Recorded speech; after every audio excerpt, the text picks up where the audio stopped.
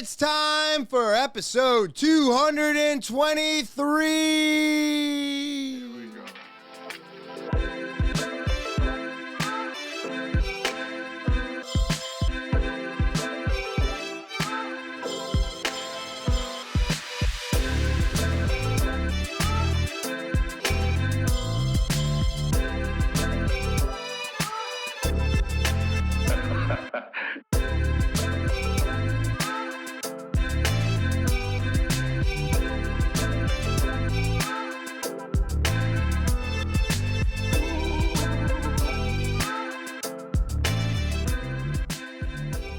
What is happening, TwT fans? It is so good to be back on this July 11th, 2024. And I'm so glad to see so many of you coming back for more week after week. It is so great. Let me start off by saying thank you.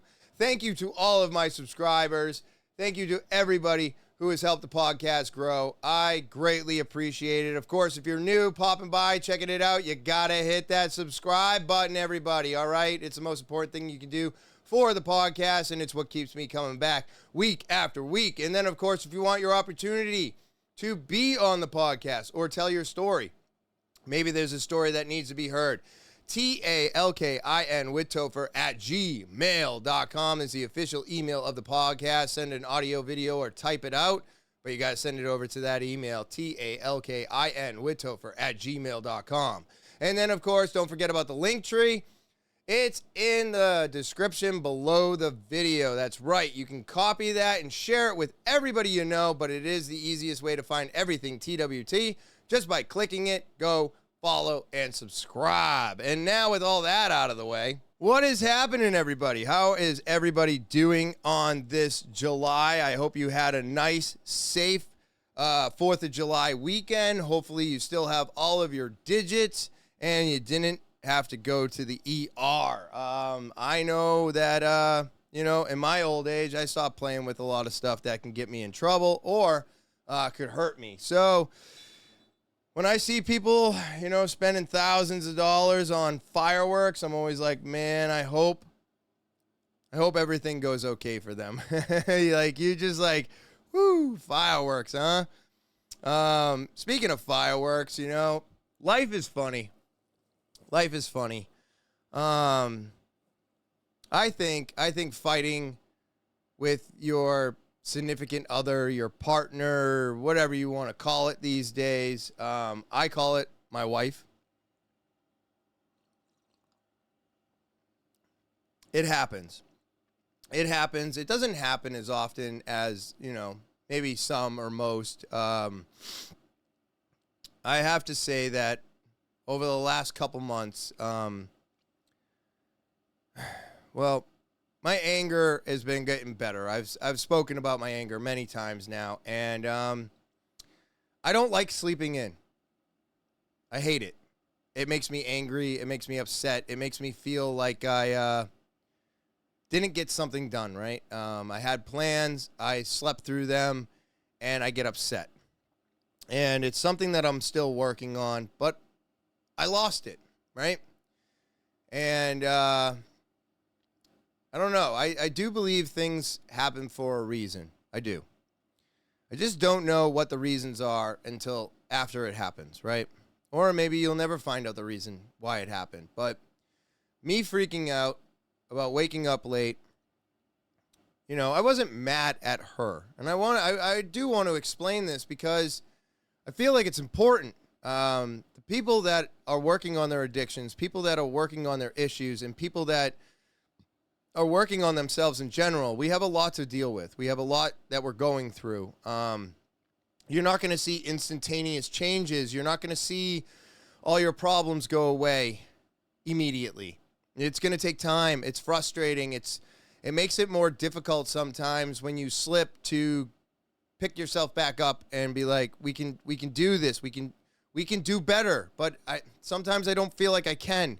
I feel like I'm stuck in this position where it's always going to be me getting upset at some point in time and losing my shit and then having to apologize for it.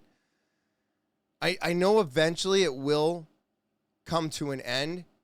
I just wish it had already ended. And I think that goes for all of our addictions to an extent. You want to be done. You want to not have any more issues with whatever you're addicted to.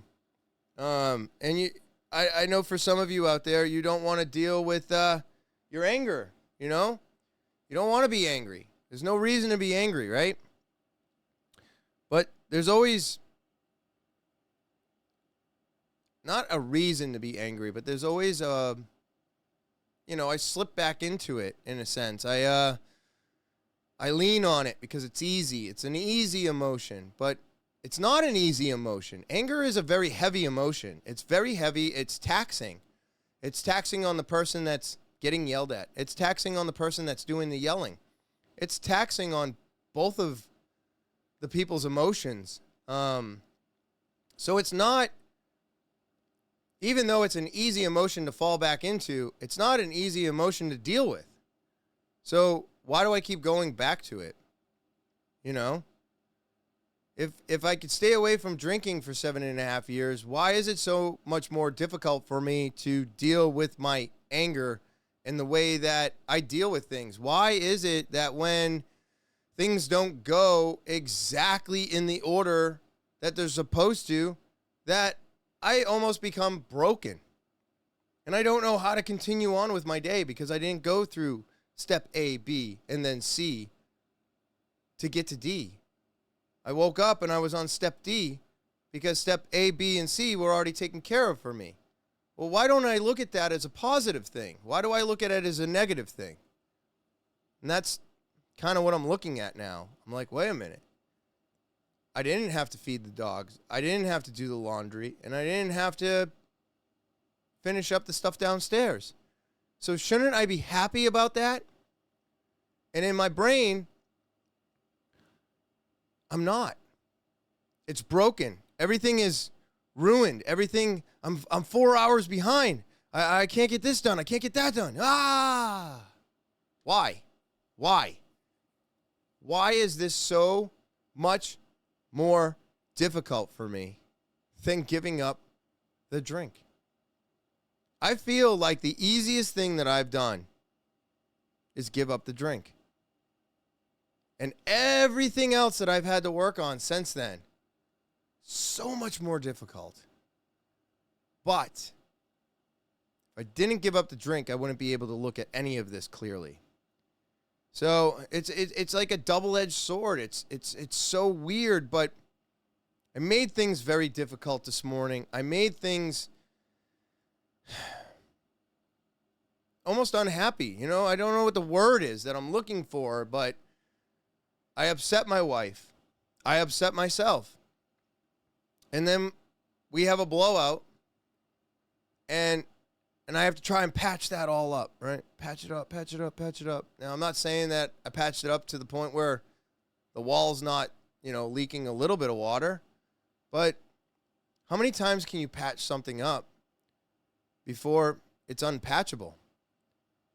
And what I'm looking at is I'm looking at the simple fact that I'm the one that keeps putting the holes in the dam. So if I keep putting the holes in the dam, then I'm the problem, right? You can't keep putting the holes in the dam and then patching up your own holes and expecting everything to be okay. It's not going to be okay. That person is still dealing with those emotions. We have to understand that when we cause problems like this, we're the problem. Not only are we the problem, but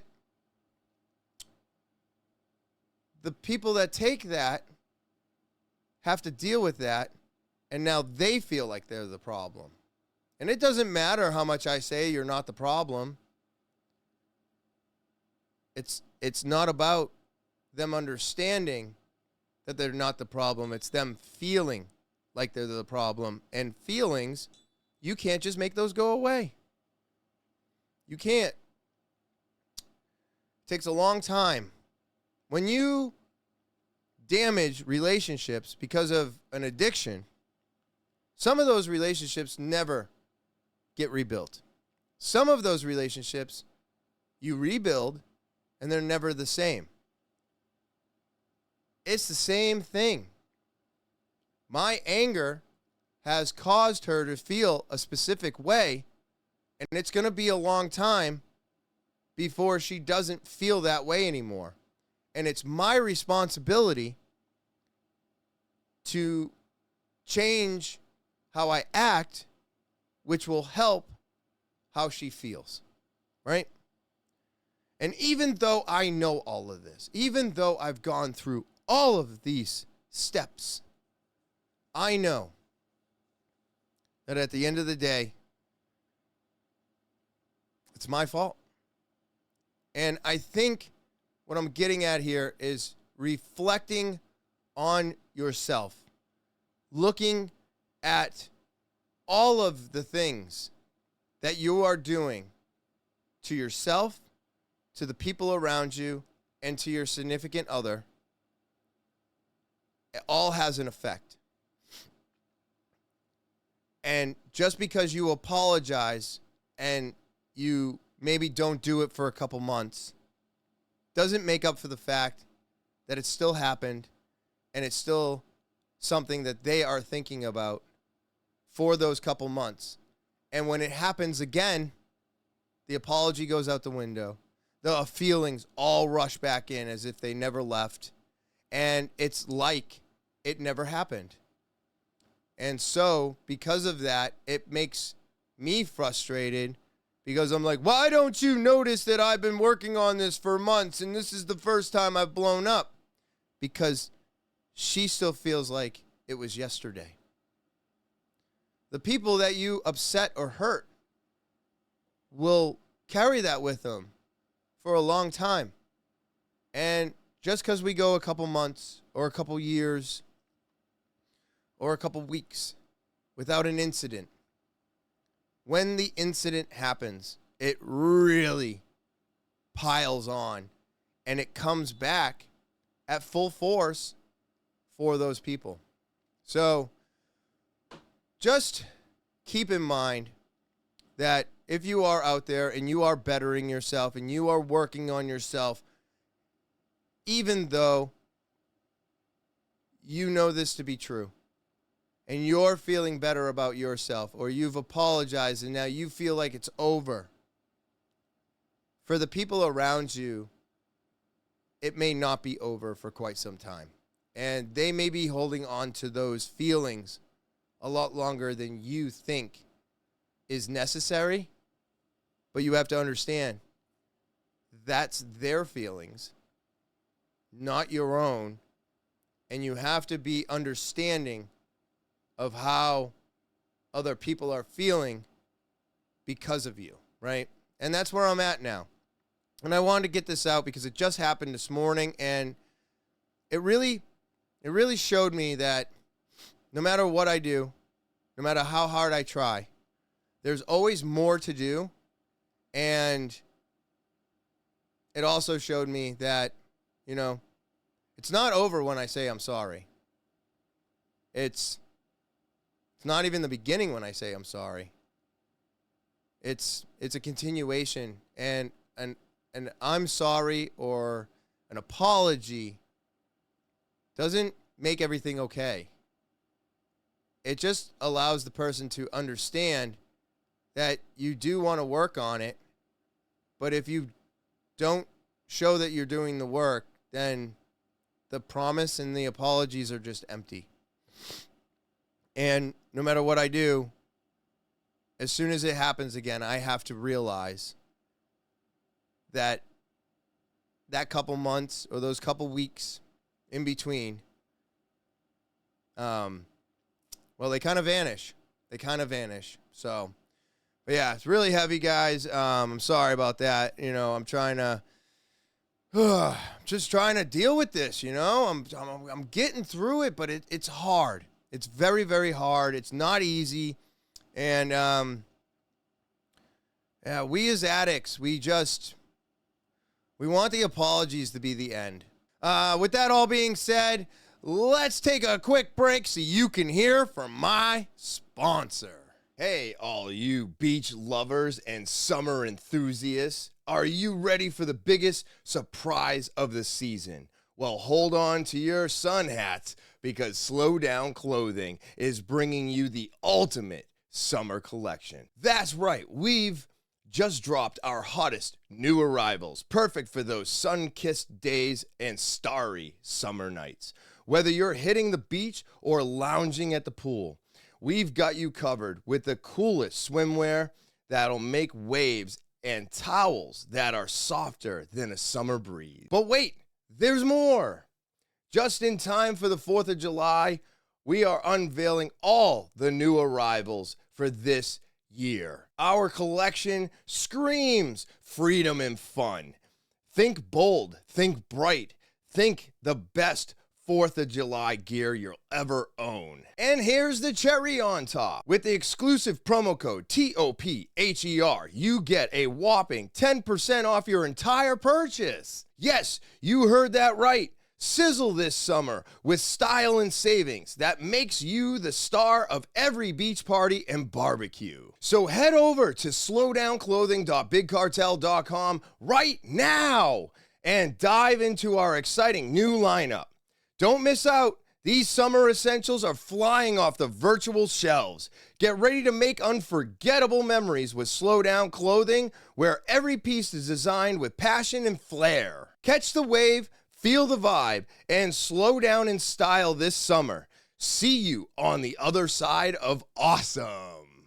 All right, everybody, I'm back, and it's now time for Topher's Topics. People have to stay away from dangerous animals, everybody. They have to, please. I don't understand it.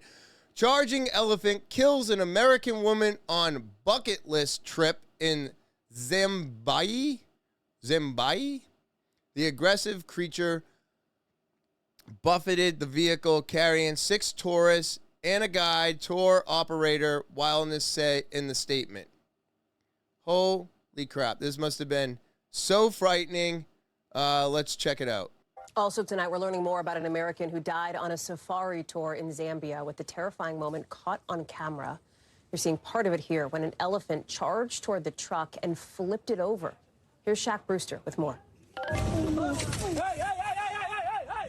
Dramatic video showing the moment an African safari turned deadly. A massive African bull elephant is seen in the distance running toward a vehicle full of tourists. Holy shit. Suddenly charging right at the group, eventually flipping over the entire thing with its tusks. Oh, wow. The 6 passengers and tour guide inside sent tumbling over. One of those passengers, an 80-year-old American woman, tragically killed, according to the tour company Wilderness. Another guest was taken to a medical facility in South Africa for treatment, as 4 others were treated for minor injuries. The CEO of Wilderness pointing to the terrain and vegetation in a statement, writing the guide's route became blocked and he could not move the vehicle out of harm's way quickly enough. The deadly episode playing out in the Kafue National Park in Zambia. The massive 550,000-acre wildlife reserve is the oldest and second largest safari park in the world, a popular destination for people looking for an encounter with iconic African animals like lions, hippos, and elephants. The Safari Guide Company promises a tour of, quote, one of the wildest, most pristine places on Earth. But journeys into the home of Africa's wild animals can come with risks. While elephant attacks are not common, videos of the animal getting aggressive with tourists have gone viral before. But in Zambia, the tour company says it is cooperating fully with local police and wildlife officials in their investigation, as local authorities work with the U.S. Embassy to get the American woman who lost her life back home. I mean, I'm going to stop the video there. It goes on for another minute. I'm sure they're going to talk about the national parks and the wildlife and blah, blah, blah, blah, blah. But at the end of the day, everybody, hey, stay away from wild animals. I'm telling you, man, this is crazy. These animals are animals. They're animals. They're wild animals. And for some weird reason, we have put them in this fairy tale of being these majestic animals that are kind and they're smart. And guess what? They're, yes, in a safari, right? But that is a giant cage. It's a giant cage. They can't go anywhere, right? And you're showing up on their land. Now, I don't know if this is a female or a male. Maybe they said it. They said it was a bull elephant. What if you were driving through and there's a new baby?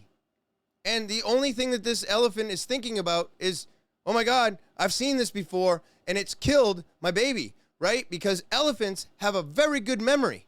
So what if the elephant was just protecting its kin?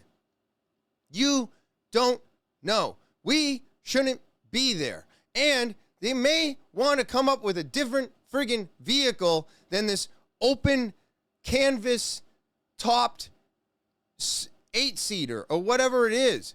But this keeps happening. People are going to these national parks and being thrown by a bull or being attacked by hippopotamuses or whatever. Like, you go to these places and you are around these wild animals, and you expect them to be this cute, cuddly thing like your trained dog at home. I don't understand this. I don't find this to be exciting. I would not want to go to Africa right now, today, ever. Sorry. I understand wanting to travel and see the world. The world is a dangerous place, full of dangerous people and dangerous animals. And if you put yourself in the middle of that situation, this could be your outcome too. Let's see. New Hampshire man charged with threatening presidential candidates has been found dead. So what presidential candidates has he, if he's going after Biden, I don't know. I feel like he went after somebody that has a little bit more power. Maybe he killed himself. I don't know. But let's watch the video and find out. There was a body found in a vehicle at the Concord Hospital in one of their parking garages. Last night, Concord police found Tyler Anderson dead in his car after receiving a call from the FBI to search the city for him. Agents say they were concerned Anderson may be armed and had threatened to hurt himself. Anderson has been on trial in federal court facing 3 counts of interstate threatening communications after allegedly sending threatening text messages to Nikki Haley, Vivek Ramaswamy, and Chris Christie's campaigns last year. The indictment says Anderson received over 30 text messages from them over a year and wanted the texts to stop. The court documents say Anderson threatened to kill and hurt the candidates and conduct mass shootings at their political events. In a previous hearing, Anderson admitted to sending the text, but the defense said he had no intentions of following through on them. On Tuesday, the case was left to the hands of the jury, who said they were unable to come to a consensus. Wednesday, the judge canceled deliberations, saying something had come up. Today, prosecutors filed a motion to dismiss the case after learning about Anderson's death last night. Still under investigation. At this time, we don't think there's any foul play, but at this time, I can't put too much more out on it because it's still under investigation. Anderson was facing up to 15 years in prison if convicted. Wow. I mean, so it looks like he threatened him. All these politicians, they all have power. They all have people. And at the end of the day, when you're threatening candidates' life and mass shootings and everything else, I guess maybe he did suicide himself. Maybe he did. But I will always think that there is something afoot when somebody does anything towards politicians and very powerful people, and they say certain things, and then all of a sudden they disappear, they die, they crash into a tree, the day before a trial, they're no longer there. You know what I mean? You know what I mean. I always think there's something afoot. I always think that they are always going to protect themselves as much as they can. And if they got somebody going against the grain, they take them out. And it always looks like an accident or a car malfunction or whatever have you. We could go down a list. And I would start with Epstein. This is so crazy, everybody. So, now, we are going to be able to put skin on the humanoids. Japanese scientists create smiling robot with living skin using collagen. Dude, I thought this was going to be years down the road. Look at how creepy this is, everybody. This is the skin with collagen over a robot's face. And then this is the before it went on the face, but they wanted to see how the movement was going to be. So a team of researchers at the University of Tokyo successfully bond engineered skin tissue onto the face of a humanoid robot.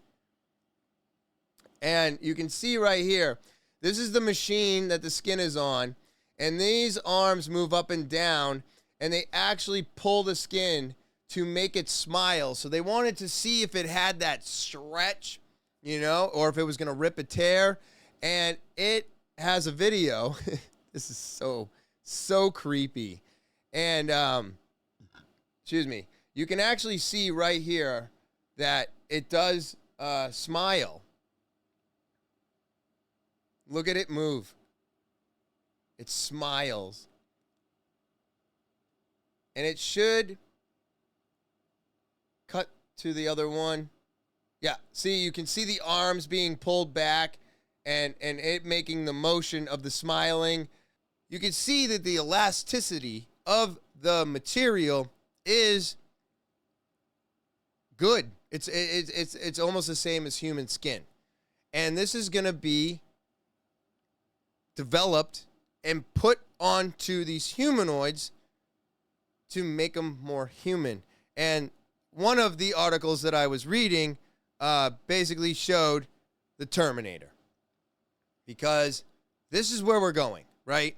That movie showed us worst case scenario of what can happen with AI and humanoids and all the development that we are doing right now. We're doing it right now.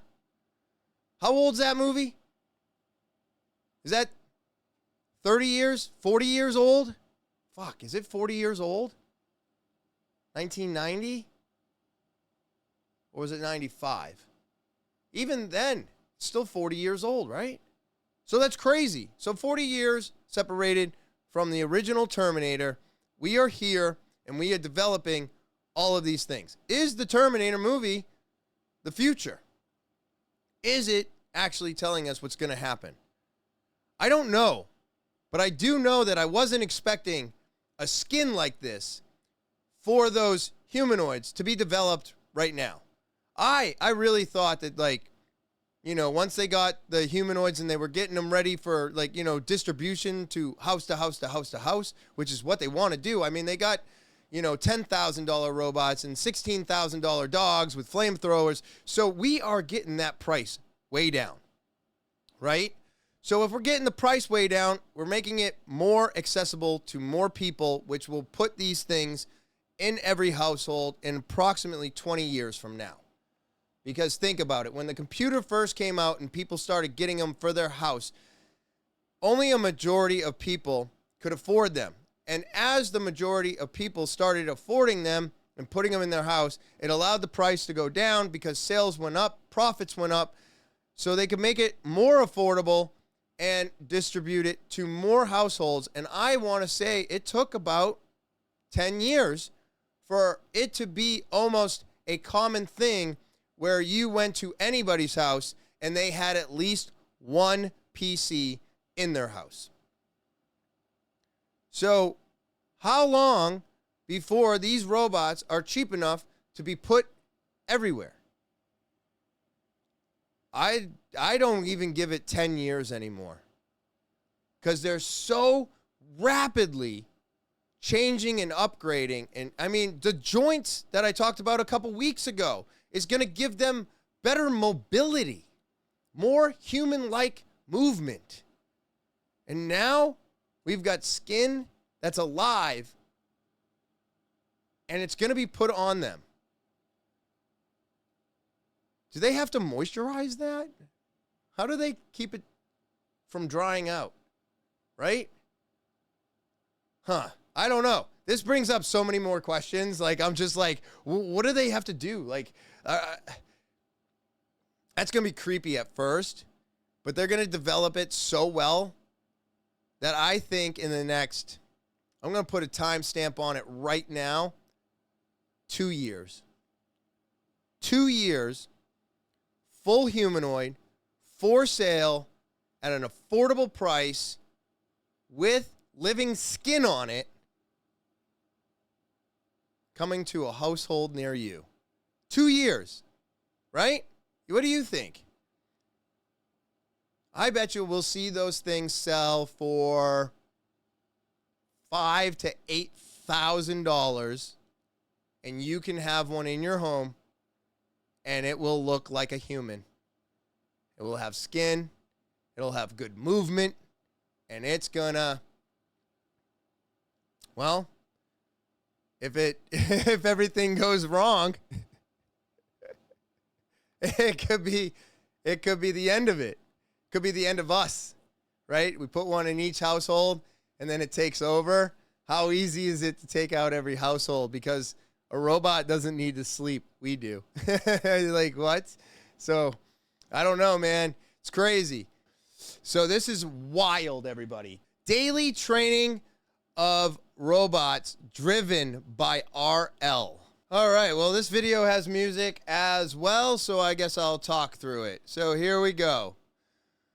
This is the daily training of robots driven by RL.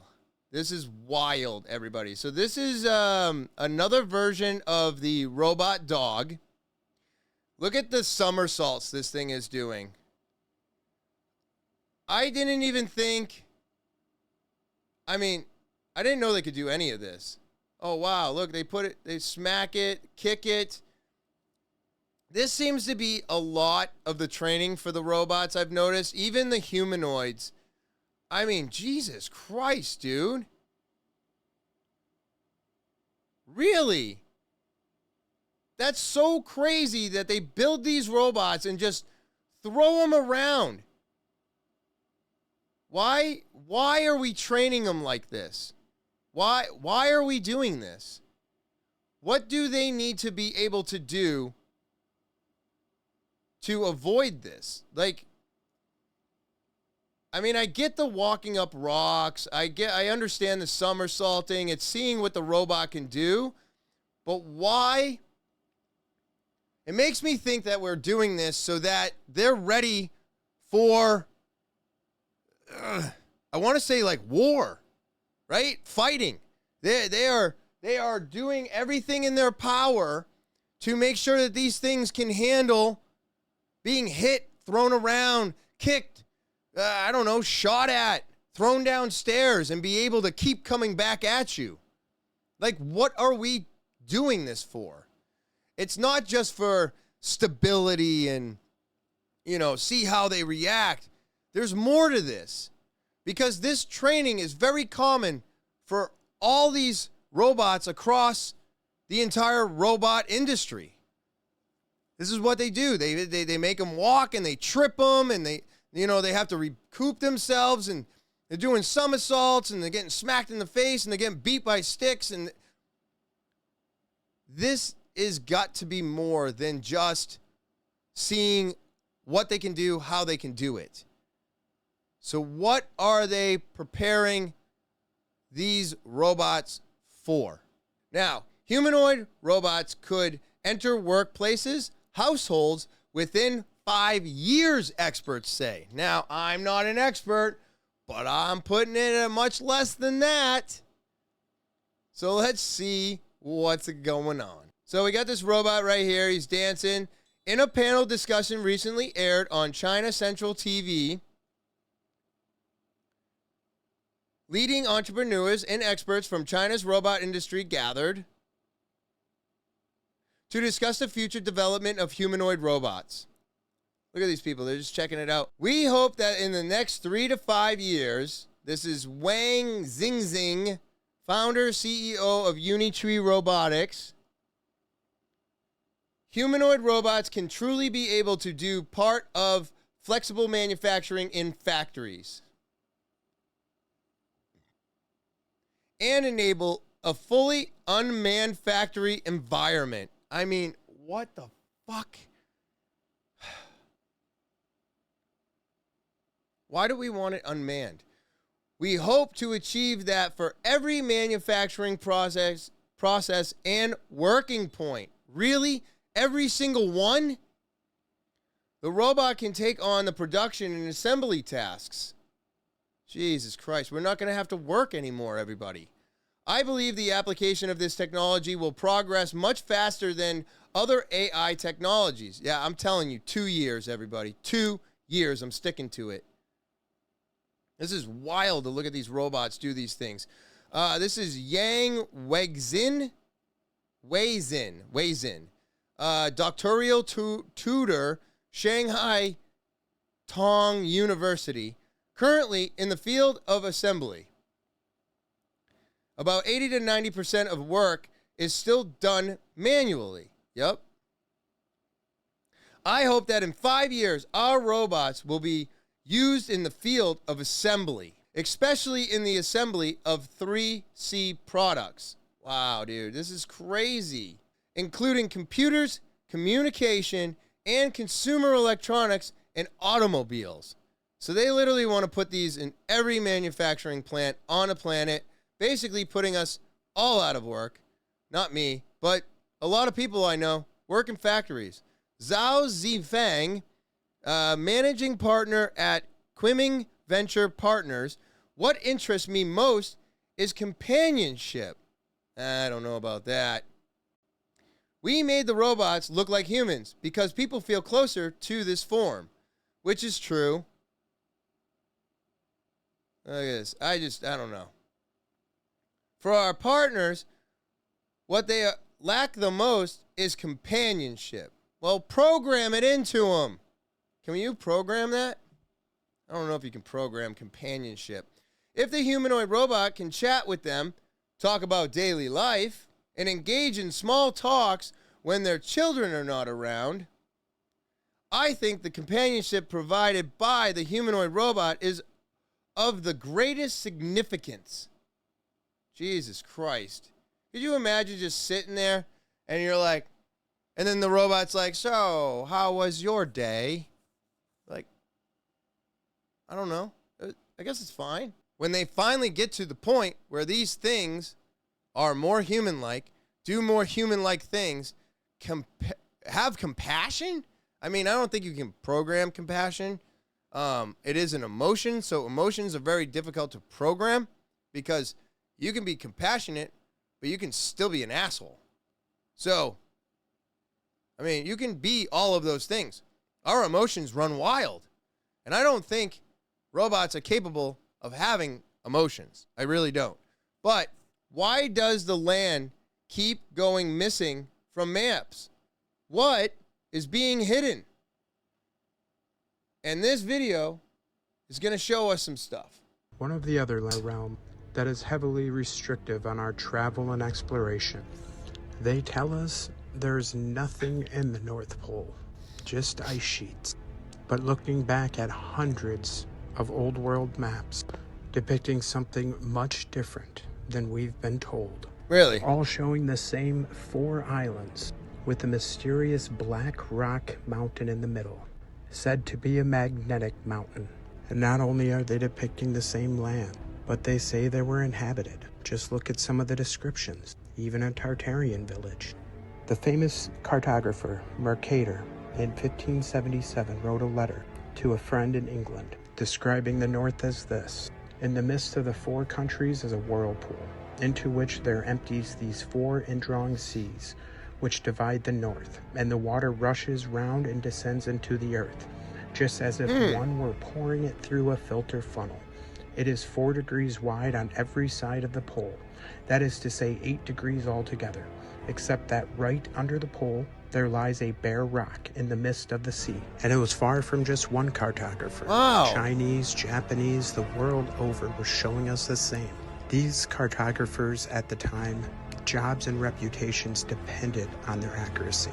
They weren't just going to repeat something unverified for centuries. Yeah, Jesus. There has been many detailed lands in this realm that have been erased. Not just the North Pole, but places like Friesland. But what do you think? Signs of a reset? Or cartographers copying each other? Question everything, friends. Friesland? Where the fuck is that? Now, hold on a second, because like some of this stuff, I'm like, okay, well, it makes a lot of sense, right? But those are old maps. Those are really old, and those people had to like actually go there, right? They actually had to do those things. They had to get on a boat and get in the water and go, and then you found something and you made a map. What if what they found was incorrect? What if some of the areas that existed back then are now underwater, right? Because our water keeps rising, right? Global warming, things keep melting. What if some of that stuff is potentially, it was there, but unfortunately now it is gone. But what is this magnet mountain? What is this surrounding area that supposedly we have been told is not there, that according to all these old ancient maps, mind you. Now, see, I want to kind of touch on this, because old ancient maps are just that. They're old, they're ancient, and we have better technology, and we have better ways to find out and or debunk their old maps, right? Now, granted, there are all kinds of ways that people will try to cover up something, make something disappear. I mean, look at Lake Lanier. Lake Lanier was a man-made lake. It is the largest man-made lake in the United States. That lake has such a dark history behind it. There is a city under that lake, and it used to be called Oscarville. And if you don't know what Oscarville is, you need to look into it. In 1912, a white woman was killed and beaten to death. They blamed 3 black men. They hung one of them before trial. The other 2, along with the entire black community, was asked to leave. There was a bridge. They were not allowed to cross it. They had to swim across a river, because at the time it was just a river before they turned it into a lake. And then they had to leave Oscarville. And then what they did is they built up a dam all around Oscarville and then turned it into this Lake Lanier, drowning anybody that was left behind and completely putting an entire town underwater. Now, this is one of the most haunted lakes out there, supposedly. You feel like you're getting pulled down at some points. Well, when you drown an entire town of black people to cleanse the community, pretty gross, right? So, at the end of the day, do we manipulate this planet and make things disappear to better benefit ourselves? I mean, when they said they had to cleanse the community, I was already like, wow, that's horrible. And then you find out that this lake that was man-made, that they said in the beginning of everything was like, you know, such a great thing, until you find out the history of it and where it came from and why it was developed. So am I saying that I don't believe any of these land masses to be true. I'm not saying that. I do believe that it may have existed.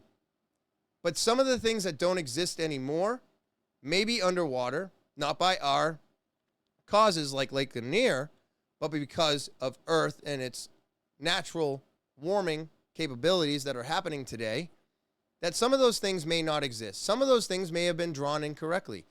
Could they be drawn incorrectly over the course of hundreds of years?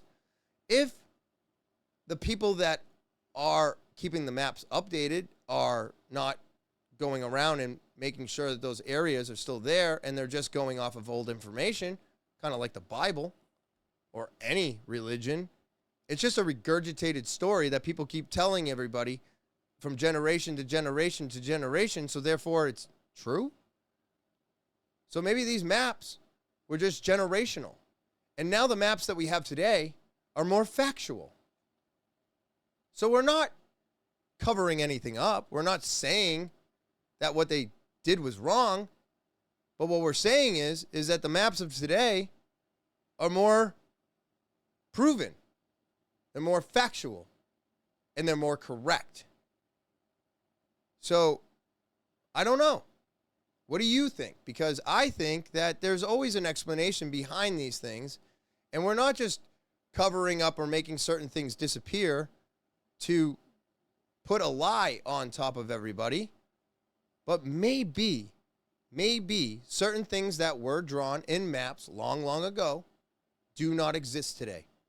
I just think we need to look at things a little bit more through the lens of evolution of the planet, instead of just looking at it like, oh, we're covering shit up again. You know what I mean? I think the cover-up thing is just a little bit too much. I'm not going to say it doesn't happen. There have been plenty of cover-ups.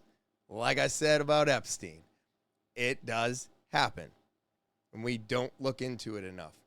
But at the end of the day, I think the planet is the planet. I do believe it to be round. And there are probably some land masses that don't exist today that existed hundreds of years ago, right? So, I don't know. It's fun, though. It is fun to think about how they could be hiding this stuff from us and how the North Pole has this magnetical rock up there. I mean, it sounds fun. It does sound fun. And on that note, everybody, I just want to say thank you. I want to let everybody know thank you for subscribing and checking out the podcast and helping me make it bigger. Of course, if you're new, popping by, checking it out, remember to subscribe. That is the most important thing you can do. And don't forget about the link tree. It's in the description below the video. And of course, if you want to tell your story or this story that needs to be heard, or you want your opportunity to be a guest on a podcast, talkinwithtopher@gmail.com as the official email of the podcast. Make sure you send an audio, video, or type it out, but you got to send it over to talkinwithtopher@gmail.com. And I hope everybody out there enjoys the rest of their Thursday. Have a great and safe weekend. And as always, I will talk to you later.